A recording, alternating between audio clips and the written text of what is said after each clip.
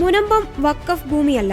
KCBC commission for social harmony and vigilance വെബ്സൈറ്റിൽ father Joshi Mayyattil പങ്കുവച്ച കുറിപ്പ് ശ്രദ്ധേയമാകുന്നു. അതിലെ പ്രസക്തമായ ഭാഗങ്ങൾ ഇവയാണ്. ഞാനല്ല, ഹംസയൊക്കെയാണ് അത് ചെയ്തത്. വഖഫ് ബോർഡിന്റെ മുൻ ചെയർമാൻ റഷീദ് അലി തങ്ങൾ തന്റെ പിൻഗാമിയെ കുറ്റപ്പെടുത്തിക്കൊണ്ട് ഈയിടെ ദൃശ്യമാധ്യമങ്ങളിൽ പ്രത്യക്ഷപ്പെട്ടു പറഞ്ഞ വാചകമാണിത്. TK ഹംസയാകട്ടെ റഷീദ് അലിയുടെ 2019 ഉത്തരവ് ഉയർത്തിക്കാണിച്ചുകൊണ്ട് തന്റെ പേര് വിവാദത്തിലേക്ക് വലിച്ചിഴക്കരുതെന്ന് ദേശാഭിമാനിയിലൂടെ അഭ്യർത്ഥിച്ചു. 2019 അത് വഖഫ് രജിസ്റ്ററിലേക്ക് ചേർത്തത് 2014-2019 കാലത്ത് ചെയർമാനായിരുന്ന സയ്യിദ് റഷീദ് അലി ആണോ, 2019-2023 കാലത്ത് ചെയർമാനായിരുന്ന അഡ്വക്കേറ്റ് TK ഹംസയാണോ എന്നതിലാണ് തർക്കം. പരസ്പരമുള്ള ഈ പഴിചാരലിൽ നിഴലിക്കുന്നത് വല്ലാത്തൊരു കുറ്റബോധമാണെന്ന് പ്രേക്ഷകർക്കും അനുവാചകർക്കും മനസ്സിലാകുന്നുണ്ട്. ആ കുറ്റബോധം നിക്ഷിപ്ത താൽപര്യക്കാരെ പെട്ടെന്നൊന്നും വിട്ടൊഴിഞ്ഞു പോവുകയില്ല. അത്രയ്ക്ക് അമാനവികവും ക്രൂരവും അനീതിപരവും ജനാധിപത്യ വിരുദ്ധവുമായിരുന്നു അത്. 2019 വഖഫ് രജിസ്റ്ററിൽ മുനമ്പം ഭൂമി എഴുതി ചേർത്തവരുടെ കുറ്റബോധം പരസ്യമായെങ്കിലും 2009 മുനമ്പം വഖഫ് ഭൂമിയാണെന്ന് ആദ്യമായി ഓർഡർ ഇറക്കിയ 2001 മുതൽ 2016 വരെ CEO ആയിരുന്ന BM ജമാലിൽ അത്തരം മനസാക്ഷിക്കടിയൊന്നും ഇതുവരെ ദൃശ്യമായിട്ടില്ല. 2018-2022 കാലഘട്ടത്തിലും അദ്ദേഹത്തിന് CEO ആയി ഒരു 2ാം ഊഴം ലഭിച്ചുവെന്നും ഓർക്കണം. വഖഫ് നിയമത്തിന്റെ 4ാം വകുപ്പ് പ്രകാരം ഒരു വസ്തു വഖഫായി പ്രഖ്യാപിക്കുന്നതിന് മുമ്പ് സർവേ കമ്മീഷണർ സർവേ നടത്തേണ്ടതുണ്ട്.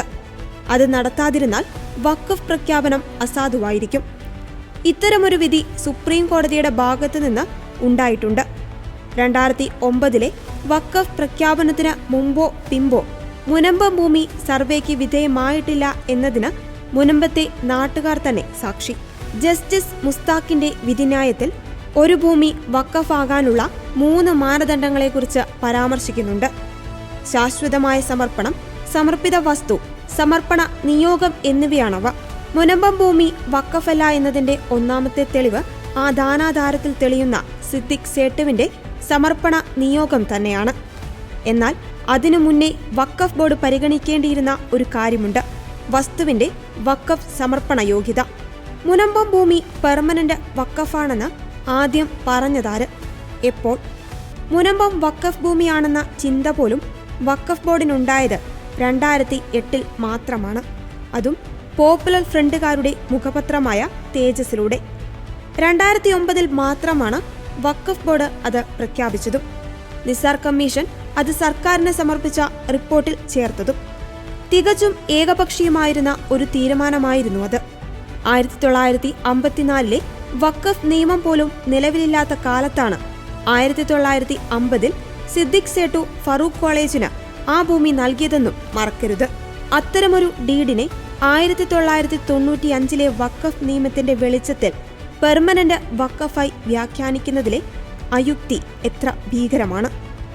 വാസ്തവത്തിൽ 2009 മുനമ്പം വഖഫ് ഭൂമിയായി പ്രഖ്യാപിക്കപ്പെട്ടതും 2019 വഖഫ് രജിസ്റ്ററിൽ എഴുതി ചേർക്കപ്പെട്ടതും 2022 താലൂക്ക് വില്ലേജ് ഓഫീസുകളിൽ ഉടമസ്ഥരുടെ റവന്യൂ അവകാശങ്ങൾ തടഞ്ഞു വെക്കപ്പെട്ടതും തികച്ചും അന്യായപരമാണ്.